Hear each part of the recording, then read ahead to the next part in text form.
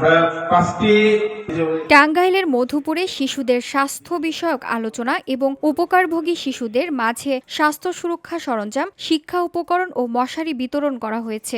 শনিবার উপজেলার বেড়িবাইদ ইউনিয়নে প্রকল্পের হলরুমে এই অনুষ্ঠানের আয়োজন করা হয়। শেড বোর্ড, বিবিসিএস বাংলাদেশের সহযোগিতায় ও কম্পাশন ইন্টারন্যাশনাল বাংলাদেশের অর্থায়নে এবং মধ্য ও দক্ষিণ বাংলাদেশ শিশু উন্নয়ন প্রকল্পের আয়োজনে শিশু স্বাস্থ্য বিষয়ক আলোচনা ও শিক্ষা উপকরণ বিতরণ করা হয়েছে।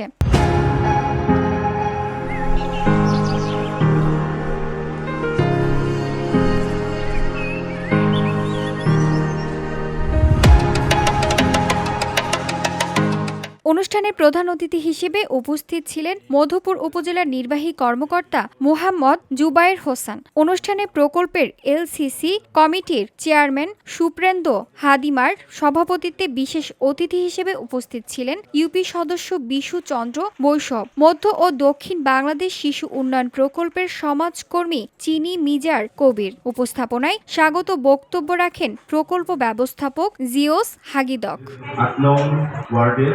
এ সময় প্রধান অতিথির বক্তব্যে উপজেলা নির্বাহী কর্মকর্তা মোহাম্মদ জুবায়ের হোসেন শিশুদের স্বাস্থ্য সচেতনতা এবং শিক্ষার মান উন্নয়নে বিভিন্ন গুরুত্বপূর্ণ দিক তুলে ধরেন। তিনি বলেন, শিশুদের সুস্বাস্থ্য নিশ্চিত না হলে তাদের মানসিক ও শারীরিক বিকাশ ব্যাহত হয়। তাই স্বাস্থ্য সচেতনতা বৃদ্ধি এবং প্রয়োজনীয় উপকরণ বিতরণের মাধ্যমে শিশুদের সুস্থ ও সুন্দর ভবিষ্যৎ গড়ে তোলা সম্ভব। অনুষ্ঠান শেষে 293 জন শিশুদের হাতে স্বাস্থ্য সরঞ্জাম, শিক্ষা উপকরণ ও মশারি এবং 12 জন নারী ফুটবল খেলোয়াড়দের খেলা সামগ্রী তুলে দেওয়া হয়। এতে উপকারভোগী পরিবারগুলো সন্তোষ প্রকাশ করেন এবং আয়োজকদের প্রতি কৃতজ্ঞতা জানান।